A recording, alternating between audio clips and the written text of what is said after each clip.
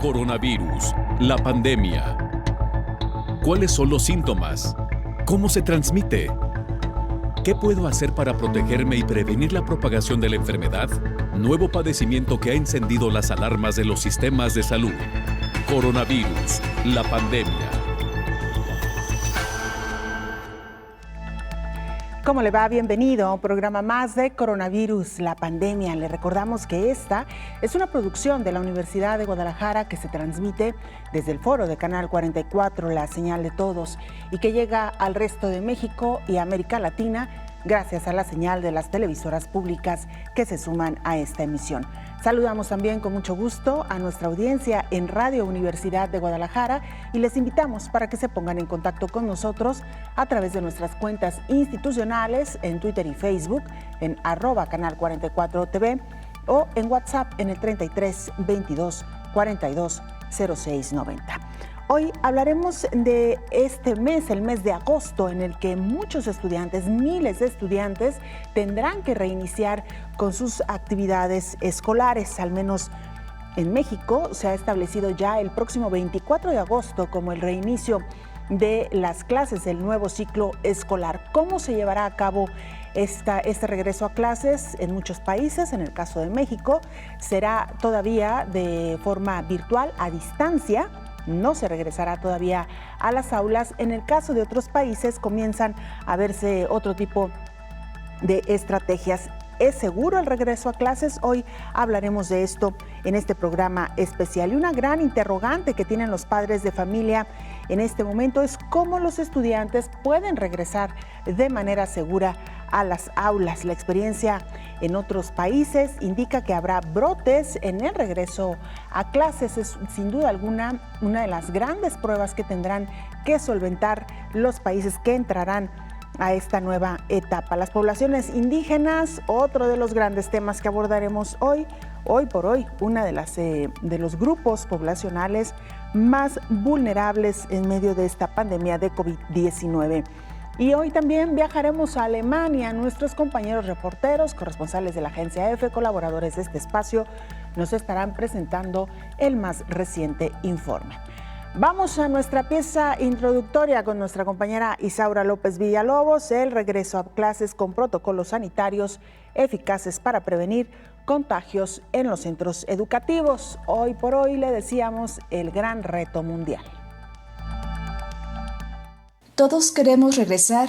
Es el reclamo de casi 1.370 millones de alumnas y alumnos en el mundo que hacen a la pandemia COVID-19. El arma más importante para atacar todo tipo de batallas está en las aulas. Hoy, más que nunca, el conocimiento es esencial para vencer al enemigo que ha detenido los sueños de 729,000 personas en el mundo, mientras que 19,730,000 viven en la incertidumbre si volverán o no a sufrir el ataque de la COVID-19. El reloj marca la hora ante un posible regreso a clases, pero también ante el temor de que la población escolar se vea afectada en su salud por la COVID-19 o bien ser transmisores del virus en el hogar. A 8 meses de la pandemia en el mundo, algunos países han abierto las puertas de las escuelas, adaptan medidas sanitarias, establecen protocolos y lineamientos particulares para prevenir contagios. Algunas medidas que establecen los Centros para el Control y Prevención de Enfermedades, CDC, en Estados Unidos, específicas para el retorno de actividades escolares, es el analizar el nivel de transmisión de la comunidad y tener un plan de acción específico para cada escenario que pudiera presentarse. En este regreso a clases habrá otro rostro y otro diálogo diferente tras meses de no verse las alumnas y alumnos. El reencuentro quizás será drástico. El dinamismo y convivencia será diferente. Uso de cubrebocas, el pupitre será individual, el recreo será distanciado, señalización, lavado de manos, toma de temperatura a la entrada y salida de la escuela serán algunas acciones que se implementarán en los centros educativos. Además, algunos acudirán al salón de clases y otros tomarán sus clases a distancia. Todos deberán seguir las medidas sanitarias. Los países que regresaron a clases como Dinamarca, Noruega, China, Holanda, Inglaterra, Alemania, Francia y Suiza, por mencionar, tomaron algunas medidas puntuales y aún así tuvieron que volver a cerrar por identificar casos del nuevo coronavirus. En América Latina y el Caribe se estima que cerca de 160 millones de niñas, niños y adolescentes volverán al mundo social educativo. Tendrán que hacerlo bajo protocolos sanitarios específicos individuales, un reto para el sistema educativo y sanitario. El rostro escolar por la pandemia COVID-19 será diferente. La UNESCO asevera que uno de los retos será hacer frente al aprendizaje en la escuela-hogar, con énfasis en que la responsabilidad de actuar es colectiva, informó Isaura López Villalobos. Antes de entrar de lleno con nuestro tema, vamos a Ginebra, Suiza, sede de la Organización Mundial de la Salud. Nuestro compañero Juan Carlos Molero, corresponsal de la agencia EFE, colaborador de este espacio, nos presenta el informe. Juan Carlos, te escuchamos. Hola, ¿qué tal? Buenos días, Belén. También buenos días a todo el auditorio del Canal 44. La pandemia de coronavirus se acerca ya a los 20 millones de casos confirmados en todo el mundo en los 188 países afectados, con más de 730.000 muertos y 12 millones de recuperados según los últimos datos que hemos conocido. El director de la Organización Mundial de la Salud, el etíope Tedros Adhanom Ghebreyesus, y otros expertos del organismo en la lucha contra la COVID-19 tienen previsto analizar hoy en una conferencia de prensa en Ginebra esta evolución de la pandemia y van a ofrecer detalles también sobre la investigación con respecto a la esperada vacuna. Mientras tanto, España suma ya 315.000 casos a pesar de que las autoridades endurecen las restricciones sociales y han reforzado los controles para impedir comportamientos imprudentes que favorecen el contagio. Y ha empezado la semana con el foco en los rebrotes en Aragón, la región de Europa con la peor situación de la pandemia en la actualidad.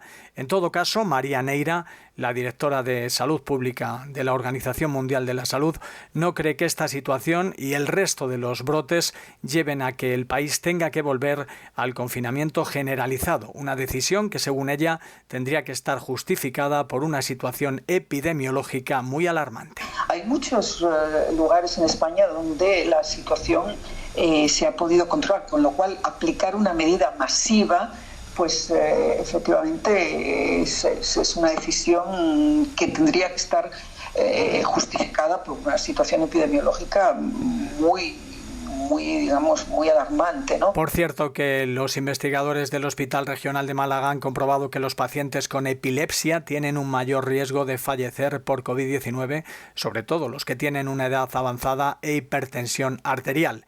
En otros países de Europa, como Francia, la prefectura de París ha informado de que el uso de la mascarilla será obligatorio desde hoy en 4 de los departamentos más concurridos de la ciudad, en los que hay unos 400 casos positivos a diario y con una incidencia alta entre los jóvenes de edades comprendidas entre los 20 y los 30 años, una medida que ya estaba implantada en otras ciudades como Cannes, Marsella o Niza. En Alemania el escenario es más esperanzador con la vuelta a la normalidad y de hecho los alumnos de otros 3 estados federados, entre ellos Berlín, regresan desde hoy a las aulas según el calendario escalonado propio del país y con un colegio que no ha podido abrir por un caso de coronavirus entre el profesorado. Por último, en lo que se refiere al aspecto económico, la moratoria sobre las restricciones presupuestarias decretadas por Bruselas para que los países miembros afronten la crisis con más flexibilidad seguirá en vigor hasta 2022, según ha informado este lunes el diario Financial Times. El vicepresidente de la Comisión Europea, Valdis Dombrovskis, ha confirmado a este medio que las autoridades comunitarias han tomado esa decisión debido al aumento de casos y a las incertidumbres que plantea la pandemia para la economía. Reportó desde Europa Juan Carlos Molero para el programa Coronavirus, la pandemia. Muchas gracias, Juan Carlos, por este informe muy amplio y, como siempre, útil, sin duda alguna, para iniciar la charla con nuestro compañero, ya no invitado, doctor, ya compañero de este espacio, el doctor Héctor Raúl Pérez Gómez, infectólogo. Doctor, hoy pues uno de los grandes temas, no solamente en México, yo diría que en general en América Latina, es el próximo regreso a clases. Y el regreso lo dejamos entrecomillado porque tendremos que decir el inicio del próximo ciclo escolar. Claro. ¿Cómo se hará en cada uno de los países? Cada país está tomando sus propias decisiones, su propia estrategia. Y queremos tomar como ejemplo más reciente el caso de México. Claro. Han anunciado ya las autoridades el regreso a clases el próximo 24 de agosto. Este será de manera virtual, a distancia. Todavía no hay regreso a clases a las aulas de manera presencial. En términos generales, ¿cómo tendría que ser un regreso seguro a las aulas en caso de que eventualmente en algún momento tengan que regresar los estudiantes, doctor? El primer factor que se debe considerar, Belén, es qué tan intensa está la transmisión de la enfermedad a nivel comunitario. Si la enfermedad sigue con mucha intensidad, como es el caso de México y la mayor parte de países en América Latina, entonces no hay condiciones de retorno de manera presencial, como en este momento. Segundo, cuando la curva epidemiológica esté en descenso y exista factores que dan evidencia de que está bajo control y que el riesgo de un rebrote o una segunda ola pandémica no se presentará o el riesgo es menor, ahí están dadas las condiciones para que ocurra un retorno presencial o híbrido. ¿Por qué digo que híbrido? Bueno, porque uno de los factores considerados en los protocolos de retorno a actividades escolares presenciales es precisamente tener grupos con menos alumnos para que la distancia entre persona y persona esté asegurada. Por eso entonces la modalidad híbrida daría esa posibilidad. Otro aspecto muy importante es el que se tengan en las escuelas la infraestructura óptima y la implementación de estos protocolos que incluye los filtros sanitarios al ingreso y toda una ruta crítica, por ejemplo, de qué hacer al encontrar un caso sospechoso de COVID-19 en el alumnado, en el profesorado o en el personal de servicio en ese centro escolar. Entonces, todo eso es lo que se debe tener en consideración para un retorno seguro, pero te diría que la más importante es cómo se encuentra la curva epidemiológica en ese lugar, en esa ciudad, en esa región, país, etcétera, para tomar decisiones de ese tamaño. Claro, hemos visto, doctor, y con esto nos vamos a la pausa, cómo en países europeos han tomado precisamente estas decisiones. Una vez que la curva comienza a descender, se permite entonces el regreso presencial a las aulas. En el caso de los países de América, todavía no estamos en esa situación. Es por ello que en general el regreso a clases todavía no está permitido. Vamos a regresar con más detalles, doctor, porque se han publicado protocolos, que esto también ayuda muchísimo en cuanto al manejo mundial, es decir, seguir todos un mismo lineamiento respecto al regreso a clases. Con esto y mucho más, regresamos. Les recordamos las formas de hacer contacto, @Canal 44 TV en Twitter y Facebook o a través de WhatsApp en el 33 22 42 06 90. Volvemos.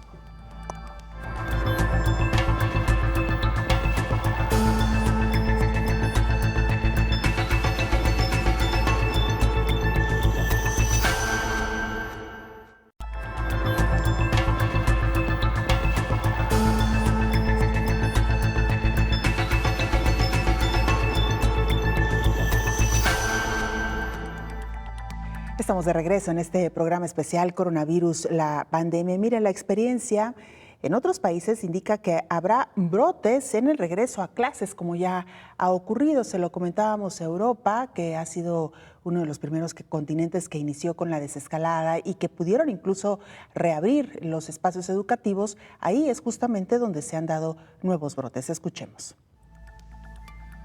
Ahora la prueba está en América. El gobernador de Nueva York, Andrew Cuomo, autorizó la reapertura de escuelas en otoño, pero dependerá de la tasa de infección en las regiones. La determinación de cómo reabrirán los distritos individuales en persona frente a un modelo híbrido será realizada por los distritos escolares locales bajo estrictas pautas de Departamento de Salud. El gobernador también anunció que los distritos escolares deben publicar su plan de aprendizaje remoto en línea, así como su plan para evaluar y rastrear a los estudiantes y maestros. Las escuelas también deben de tener de 3 a 5 reuniones públicas antes del 21 de agosto con los padres, a quien se les va a permitir participar de forma remota, así como una reunión con los maestros para revisar el plan de reapertura. Cuomo afirmó que la orientación escolar y de reapertura económica del Estado fueron reconocidas como las más inteligentes del país. En tanto, México iniciará el siguiente ciclo escolar el 24 de agosto, pero a distancia, al no existir las condiciones para hacerlo de manera presencial. 4 televisoras emitirán los contenidos dirigidos a 30 millones de estudiantes. En América, Uruguay fue el primer país en permitir el regreso a clases, lo cual sucedió en 3 etapas. La primera fue con el reinicio de la educación rural en el país, la segunda fue para los centros de primera infancia y la tercera fue para la educación primaria, secundaria y técnica, tanto pública como privada, informó Elizabeth Ortiz. Y mire, según la UNESCO, el nuevo coronavirus ha afectado a 1.200 millones de estudiantes en el mundo. Sin embargo, el panorama es tan incierto, aunque muchos gobiernos planeaban la apertura de las escuelas en agosto, el repunte de COVID-19 deja en entredicho esta decisión. Una gran interrogante que tienen los padres de familia en este momento es cómo los estudiantes pueden regresar de manera segura. La Academia Americana de Pediatría recuerda que los niños aprenden más cuando están en la escuela. Sin embargo, para volver a los planteles en persona, se deben establecer ciertas medidas para mantener seguros a los estudiantes y al personal ante los contagios por la COVID-19. Los pediatras expresaron en su página web que lo ideal sería que los líderes locales, expertos en salud pública, educadores y padres de familia puedan trabajar en conjunto para decidir cómo y cuándo iniciar la reapertura de las escuelas. Pero estas decisiones deberán tener en cuenta la propagación del COVID-19 en la comunidad, así como si las escuelas pueden hacer que el aprendizaje en persona sea seguro. Pero también deben estar conscientes padres, maestros y directivos escolares que ante rebrotes en los planteles deben estar preparados para revertir el aprendizaje por Internet desde casa si los casos de COVID aumentan en la comunidad. Recuerdan los pediatras que las escuelas ofrecen más que estudios académicos a los niños y a los adolescentes. Los infantes aprenden habilidades sociales y emocionales, hacen ejercicio y tienen acceso a servicios de ayuda para la salud mental y otros recursos que no se pueden ofrecer por medio del aprendizaje en Internet.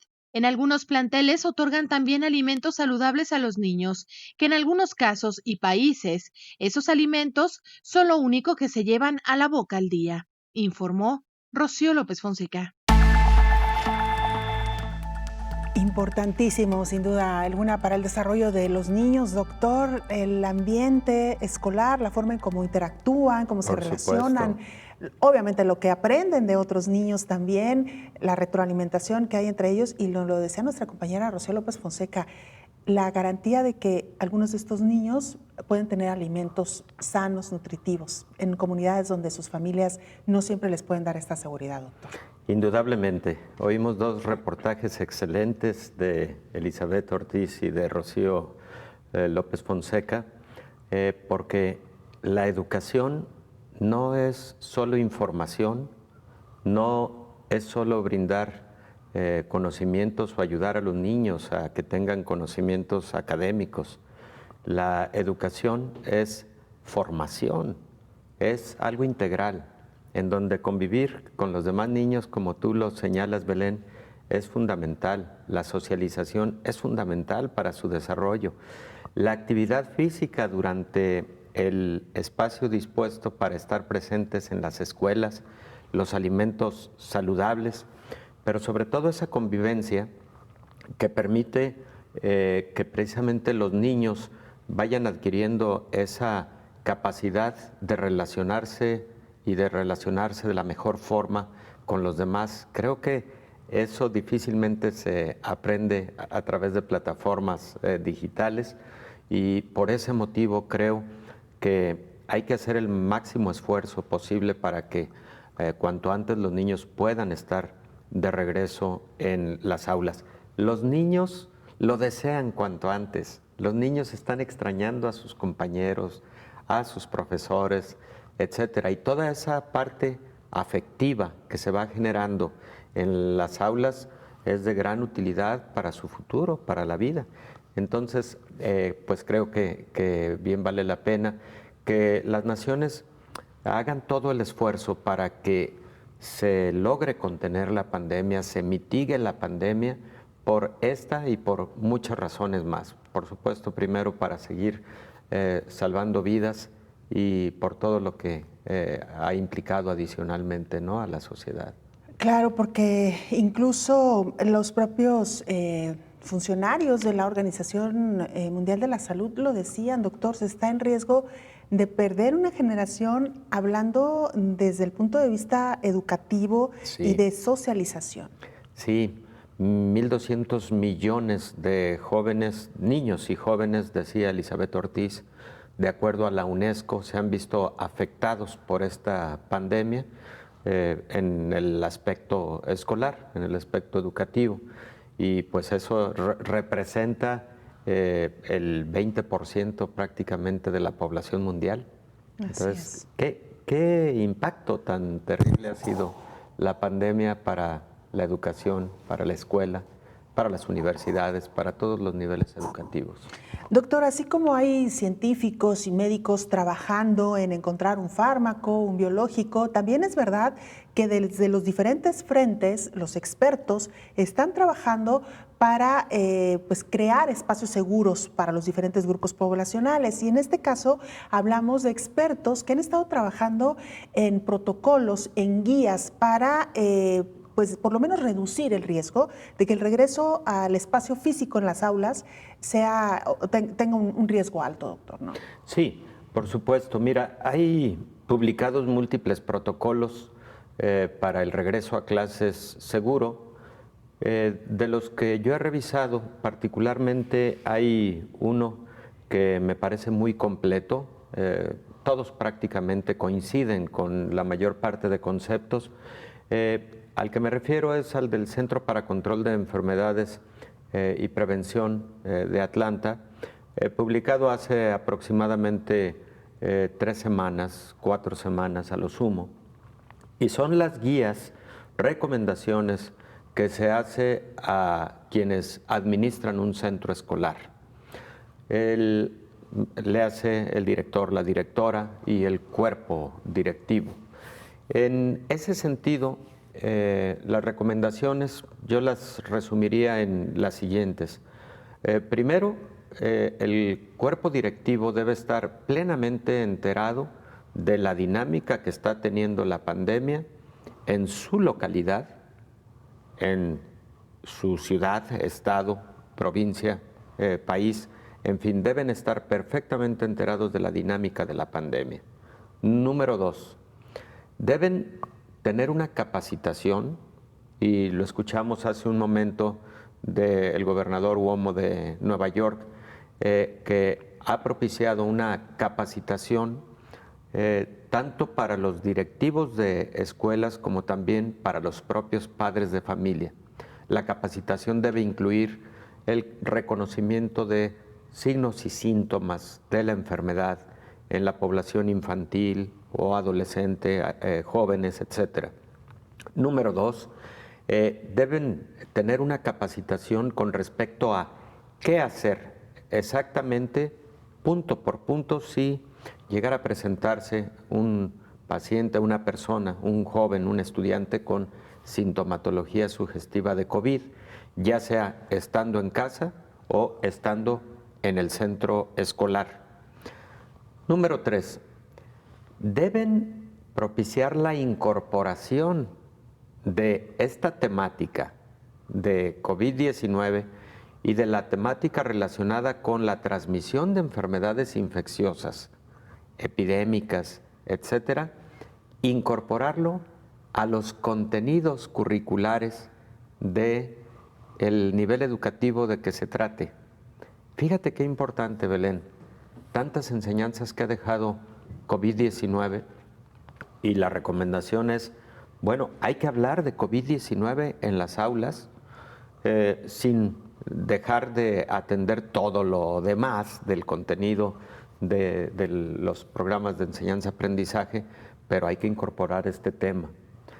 No como COVID-19, a lo mejor como lo que es una epidemia, lo que es una pandemia, cómo se evita la transmisión de enfermedades que se adquieren por vía respiratoria, digestivas, etc. Entonces, incorporar a la currícula esta temática. Otro aspecto fundamental es la ruta de comunicación entre los administradores de una escuela con las autoridades de salud locales, para rápidamente saber qué hacer ante un brote, etc. La otra es los protocolos específicos de filtros sanitarios. ¿Qué debe haber al ingreso a la escuela? ¿Qué se debe preguntar? ¿Qué se debe medir? Temperatura, por ejemplo, etcétera. La utilización de gel de alcohol para el ingreso. Disponer de una infraestructura perfectamente cuidada para que las medidas sanitarias se den al interior del plantel, es decir, lavamanos, todos funcionando en suficiencia para la población escolar. Otro aspecto importante es cuántos niños o jóvenes en el aula. No es lo mismo un aula de, 50 metros cuadrados que un aula, por ejemplo, de 150 metros cuadrados. Para la distancia entre persona y persona, que se debe asegurar no de 1.5 metros, sino al menos de 1.8 metros entre persona y persona. El otro aspecto que se debe considerar es parecido a lo que fue la reconversión en el caso de hospitales. Hay escuelas que pueden tener espacios subutilizados y la recomendación es analice si puede utilizar esos espacios precisamente para que los niños estén más espaciados. Y si algunos de esos espacios pueden ser semiabiertos, mejor aún. Por ejemplo, hay muchas escuelas que tienen canchas de básquetbol, voleibol, etcétera, etcétera. Auditorios. Auditorios se pueden aprovechar para que estén más espaciados los niños. Y otro aspecto, Belén, hay más, pero no sé cómo está el tiempo para ir a un corte. De cualquier manera, lo digo porque es básico. Lo que se conoce como una estrategia de cohorte. Es decir, en algunas modalidades escolares hay niños que no pertenecen a un solo grupo, sino al momento de tomar materias se intercalan con otros niños y frecuentemente también un solo grupo tiene múltiples profesores.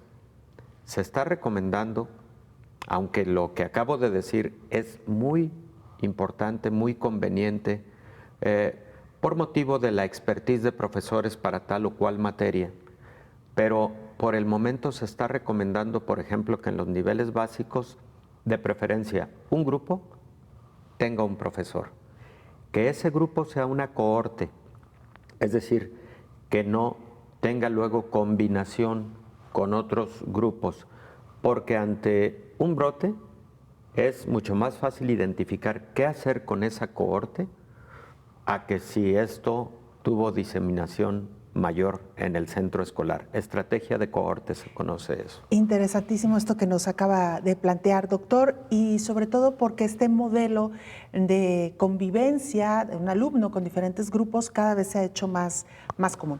Con esto regresamos, doctor. Tenemos mucho más acerca del tema, un tema que seguramente usted, que es padre o madre de familia, le interesará. ¿Cómo puede ser un regreso seguro a clases, independientemente del país donde usted hoy nos esté viendo o escuchando? Vamos a hacer una pausa, regresamos con más.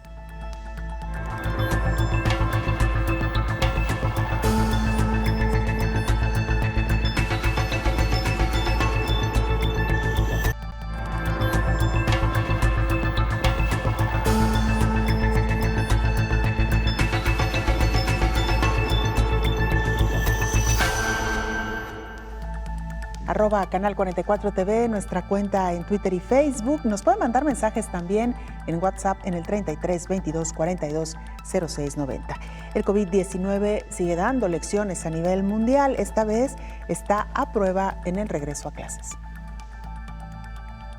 Israel, Corea del Sur, Hong Kong, Beijing y Francia aprendieron una lección, que en la nueva normalidad habría brotes en las escuelas. Así, el COVID-19 va a representar un ejercicio de prueba y error. Hasta los mejores alumnos en esta pandemia han tenido que corregir en algún momento su desempeño. Israel fue considerado como un caso de éxito, pero en la reapertura escolar hubo brotes y por ello fue necesario cerrar más de 240 centros y poner en cuarentena a alrededor de 22,000 maestros y alumnos. Corea del Sur también tuvo que enmendar la plana y poner a más de 200 escuelas con enseñanza online a pocos días de que fuera permitido el regreso a las aulas. Beijing y Hong Kong fueron más estrictos al decretar el cierre de todas las escuelas como una medida para cumplir con la tarea de evitar la propagación del virus para el cual no hay vacuna. En la primera semana de regreso a clases, Francia tuvo contagios en los centros escolares y por ello tuvo que ordenar el cierre de 70 escuelas. Así que les queda seguir practicando la nueva normalidad para pasar la prueba del desconfinamiento de una manera más segura,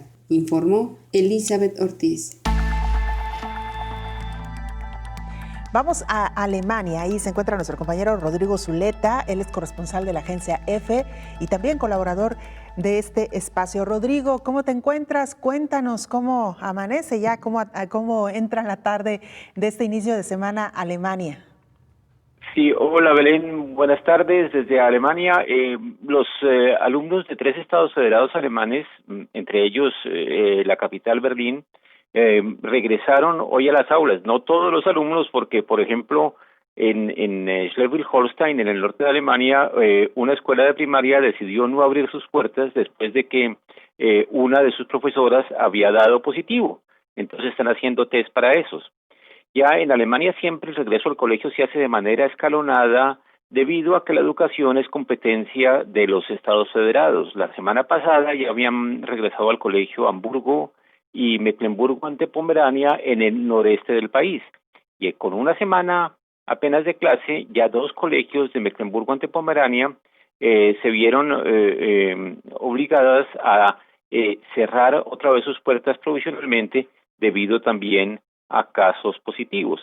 Eso muestra la situación ambigua que se está viviendo en estos momentos en Alemania, no solo en materia del regreso a clases, sino también en otros muchos. Durante mucho tiempo había habido un descenso paulatino y permanente de los nuevos contagios y se tenía la sensación de que la pandemia estaba bajo control.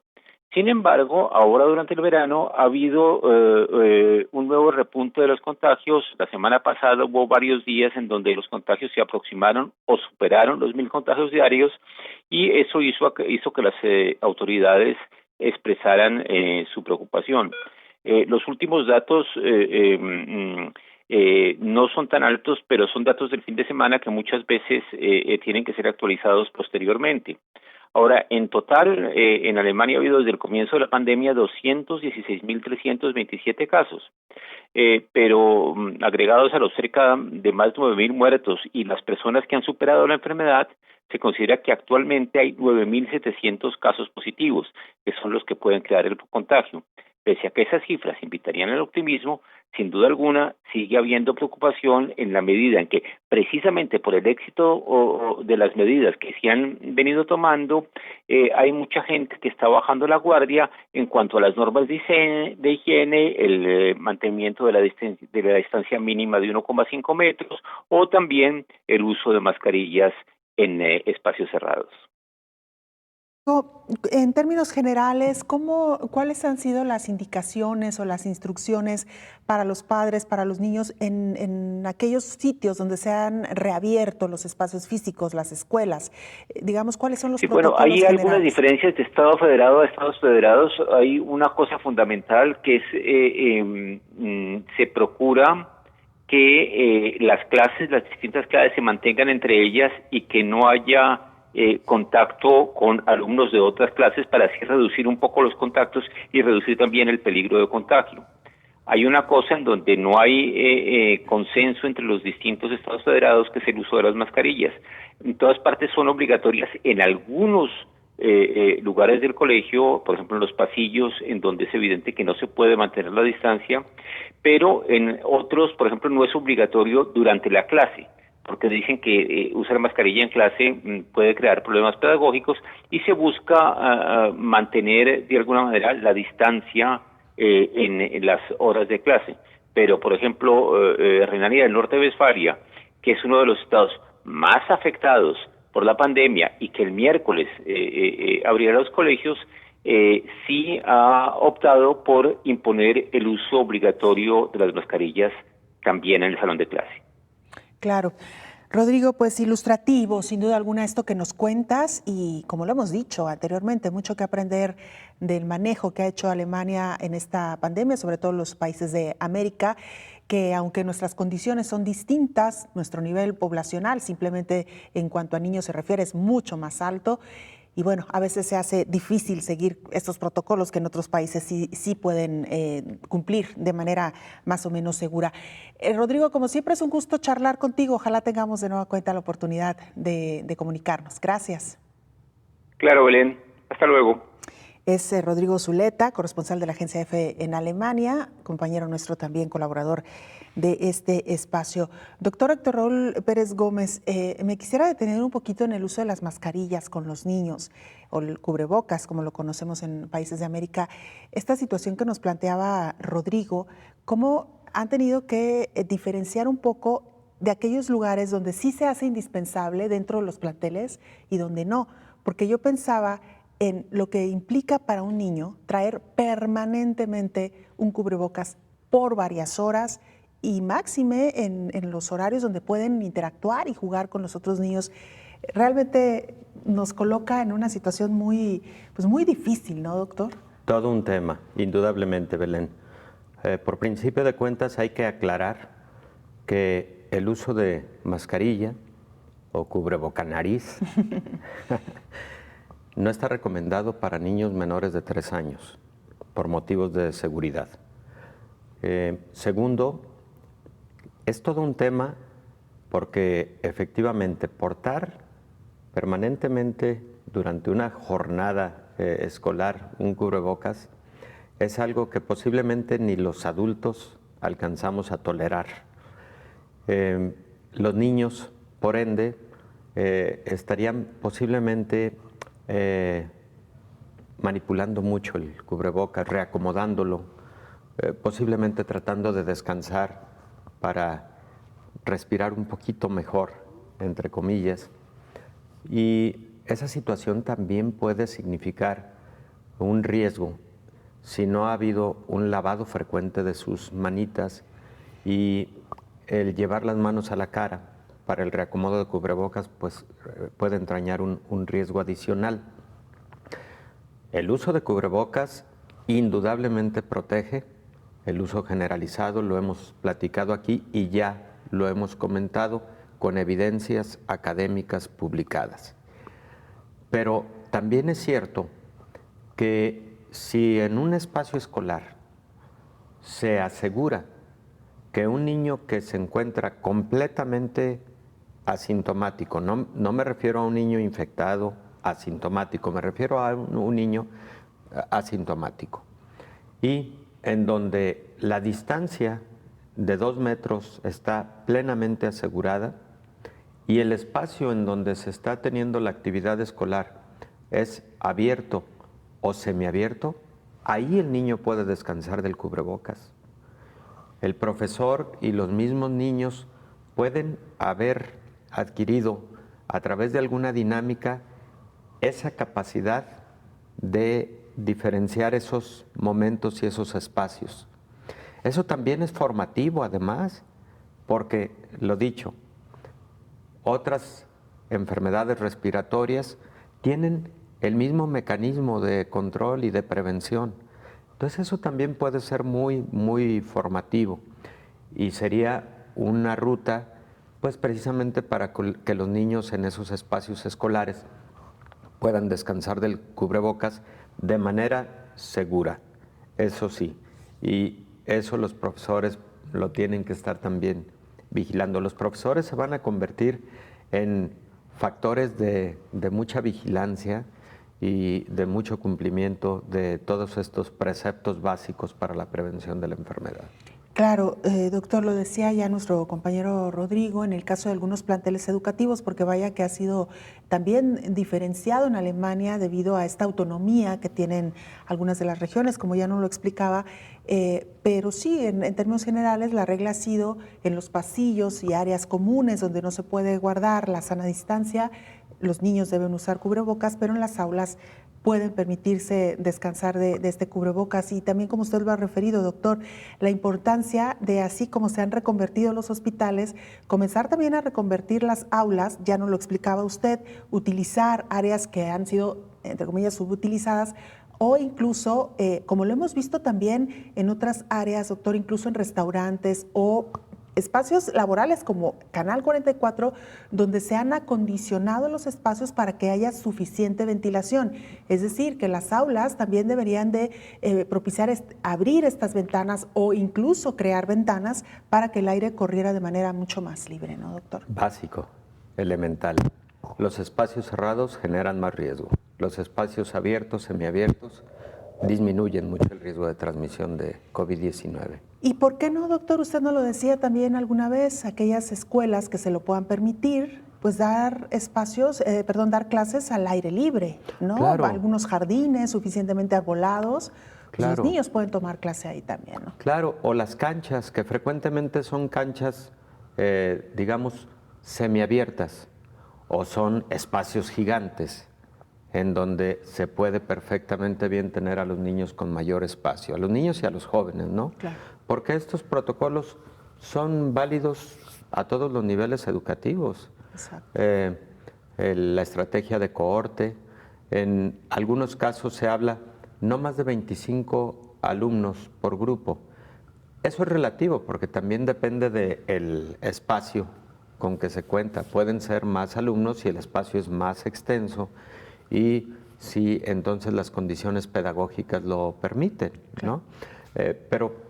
Y la modalidad híbrida, que no hay que perderla de vista, Belén, porque una modalidad híbrida puede permitir que precisamente a los que corresponde sí hacer en algún momento la forma presencial, pues es un menor número, porque los otros alumnos están precisamente en casa recibiendo la misma información que quienes están de forma presencial en este momento, y luego quizás el intercambio con propósitos de que la socialización, como antes lo hemos dicho, la convivencia estudiantil ocurra, es parte de la formación.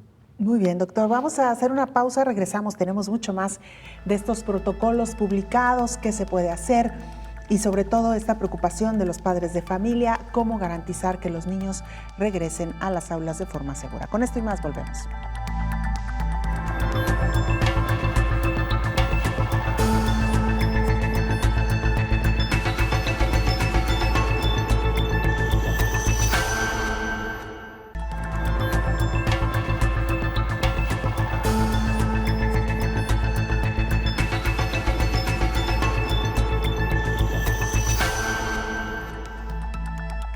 Se lo comentábamos ya al inicio de este espacio, otro de los grupos susceptibles, vulnerables y con a veces poca protección o ayuda gubernamental son los grupos indígenas, que se han convertido también en un grupo poblacional para atender especialmente durante esta pandemia.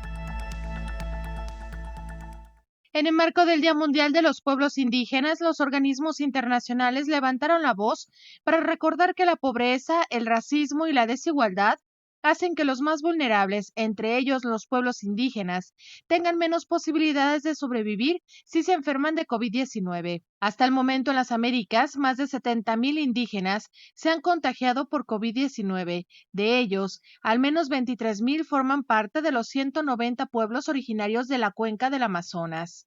El director de emergencias de la Organización Mundial de la Salud, Michael Ryan, señaló que los datos otorgados por las naciones apuntan a grandes diferencias tanto en el nivel de contagio como la gravedad de la enfermedad, según el nivel socioeconómico y la raza.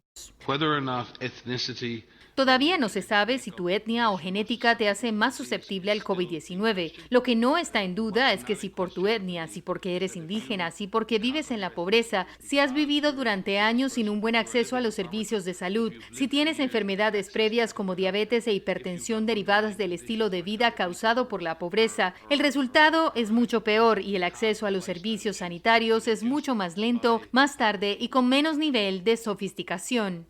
En el caso de las comunidades indígenas, el experto aseguró que quienes viven en sus territorios tradicionales, como los del Amazonas, tienen menos acceso a la salud y por lo tanto mayor riesgo de contraer la enfermedad y sufrir complicaciones. Por otra parte, recordó que hay comunidades indígenas que también viven en áreas urbanas y por esta razón sufren las mismas enfermedades que los demás pobres en las grandes ciudades, informó Rocío López Fonseca. Un gran reto, sin duda alguna, para los gobiernos, el garantizar la atención pronta, oportuna para estos grupos indígenas que lamentablemente no siempre tienen acceso rápido a los servicios de salud. Parte de lo que hemos hablado aquí también, doctor Héctor Raúl Pérez Gómez, cómo las condiciones de un país, sociales, económicas, pues tienen un impacto directo en una pandemia como la que hoy por hoy estamos viviendo. Efectivamente, Belén. Las condicionantes sociales, los factores sociales que tanto impactan en la salud y viceversa. Lo hemos comentado en diversas partes del mundo, los grupos de población económicamente más vulnerados son de igual forma más impactados por la pandemia y por la gravedad y frecuentemente por motivos de no tener acceso inmediato y de calidad a los sistemas de salud. Esto está publicado para muchos países en el mundo. Las determinantes sociales de la salud, como se conoce en el área de la salud pública, juegan un rol fundamental. Salud, el estado de completo bienestar biopsicosocial y no solamente ausencia de enfermedad, es la definición original de la Organización Mundial de la Salud, surgida en 1948, por cierto. Claro.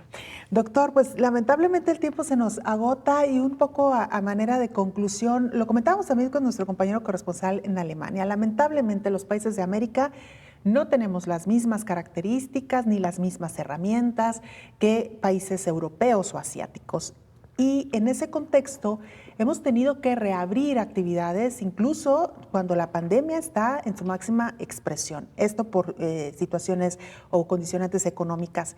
En el caso de las escuelas, doctor, va a llegar un momento en que vamos a tener que entrar también en esta dinámica, aun cuando la pandemia no esté controlada, es probable que algunas escuelas tengan que reabrir los espacios porque muchos de los padres están regresando ya a las actividades económicas. Qué buen punto comentas, Belén. No lo habíamos dicho en el programa, pero creo que una de las presiones más fuertes con respecto al retorno presencial, pues está en función de los padres que trabajan, que frecuentemente son los dos quienes trabajan, o que frecuentemente hay un solo padre o tutor que trabaja y que no tiene alternativa de dónde ese pequeño se puede quedar. Entonces, efectivamente, a veces ese tipo de presiones son también las que condicionan retornos con mayor riesgo, hay que decirlo con esa claridad. Precisamente por eso, creo que los padres de familia deben ser un factor fundamental ante la comunidad, ante la sociedad en general, para seguir impulsando las medidas para la contención y la mitigación de la pandemia, porque ahí está otra gran necesidad, la del retorno a clases de manera presencial. Y diría yo, como una última reflexión de mi parte, ese factor, esa simiente del concepto para que existan condiciones de mitigación de la pandemia, también frecuentemente está en los jóvenes en formación, los niños en formación, porque a veces Ellos hasta nos educan a los adultos a ser más cumplidos en este tipo de preceptos. Recuerda, papá, la distancia debe ser de 2 metros. Hay que lavarnos las manos. Cuando ellos van adoptando esas medidas, las van haciendo propias, eso va generando una ola de impacto positivo a la población y eso puede llegar a ocurrir. Yo creo que todos los que tenemos hijos, doctor, lo hemos visto, incluso en los más pequeñitos. En mi caso, que tengo una niña de casi 3 años, ella hoy por hoy identifica visualmente un virus y sabe que ese virus puede causar daño. Y lo he visto con otros pequeñitos en edades muy tempranas donde han tenido que reforzar sus hábitos de salud, en el caso específico de lavado de manos y de la sana distancia. Y lo he visto también en niños más grandes, como usted bien dice, son muy cuidadosos de la sana distancia y de no acercarse, porque también lo tienen ya como muy asimilado. Creo que los niños, que lo hemos dicho, son muy inteligentes, incluso mucho más conscientes que los adultos, pueden también ayudarnos mucho en estas prácticas y lo decíamos, doctor, tarde que temprano vamos a tener que regresar al espacio público y creo que los niños pueden aprenderlo de una manera mucho más rápida y sencilla que los adultos, ¿no? Sí, son muy sensibles, son muy, muy sensibles para el aprendizaje y para la aplicación. Así es que también en ellos estamos cifrando la esperanza de que nos marquen pautas, que nos vayan vigilando también a los adultos para que cumplamos. A veces ese es el fenómeno que ocurre. Pues ojalá que estos puntos que aquí hemos planteado, doctor, el hecho de si se tiene la necesidad de reabrir los espacios físicos en las aulas, que se tomen en consideración estos puntos que usted ya nos planteaba dentro de los guías que se han publicado y también esta función híbrida, ¿no?, de turnar a los niños unos días presencial, otros días en casa. Los horarios quizás se tengan que recortar, también quizá eliminar los horarios de descanso, de recreo, tal vez ir menos horas para que no se haga necesario un descanso y en todo caso pues regresar a casa a tomar los refrigerios o a tomar los descansos, ¿no, doctor? Sí, todas esas estrategias pueden generarse y si hubo también una modalidad escalonada para los padres con respecto a su retorno laboral, que exista también por parte de las escuelas esa flexibilidad para ayudar a los padres a que también ellos cumplan con su obligación laboral. Me parece también básico. Claro, doctor, casi que por último y también con preguntas que nos han llegado muchísimas por parte de la audiencia, pero una que se repite con constancia es, en el caso de los niños, ¿cuál es el porcentaje no el porcentaje, pero la posibilidad de transmisión entre el adulto y el niño, entre niño y niño? Un poco cómo funciona en el caso de COVID-19. Qué bueno que está esta pregunta de parte de la audiencia. En esas mismas guías, por cierto, viene un apartado relacionado con esto. Primero hay que recordar que de toda la casuística de la pandemia, por fortuna, solo el 2% han sido niños los afectados. Número 2, que la mayor parte de los niños, la gran mayoría, cursan entre leves o asintomáticos. Sí han fallecido niños por COVID-19, eso también hay que decirlo con mucha claridad, y hay niños que se han presentado con formas graves de la enfermedad, sobre todo los niños con enfermedades preexistentes, sobre todo cardiovasculares.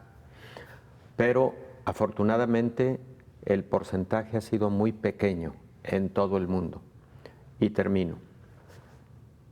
Los niños, está publicado, pero ojalá y esto no vaya a subestimar las recomendaciones que estamos haciendo. Los niños transmiten COVID-19 con menor frecuencia a los niños. Los niños transmiten COVID-19 con menor frecuencia a los adultos. La transmisión de adultos a niños es mayor, está también plenamente publicado, como también la mayor parte de la transmisión es adulto-adulto.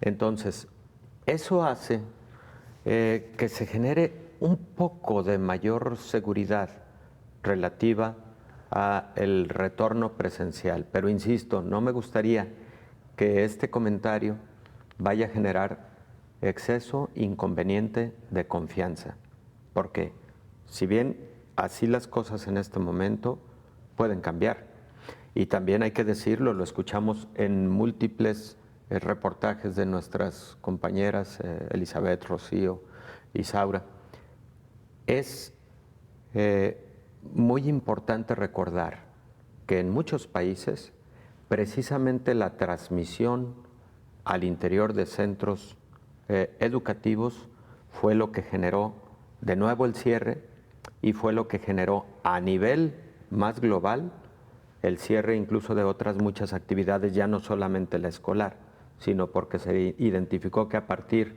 de brotes escolares apareció mayor contagio comunitario. Entonces también eso debemos dejarlo claro. Con esta reflexión por demás importante, doctor, nos despedimos. Muchas gracias por habernos acompañado. Con mucho gusto, Belén. Gracias a usted. Nos vemos y nos escuchamos en la siguiente emisión de Coronavirus, la pandemia. Hasta entonces. Coronavirus, la pandemia.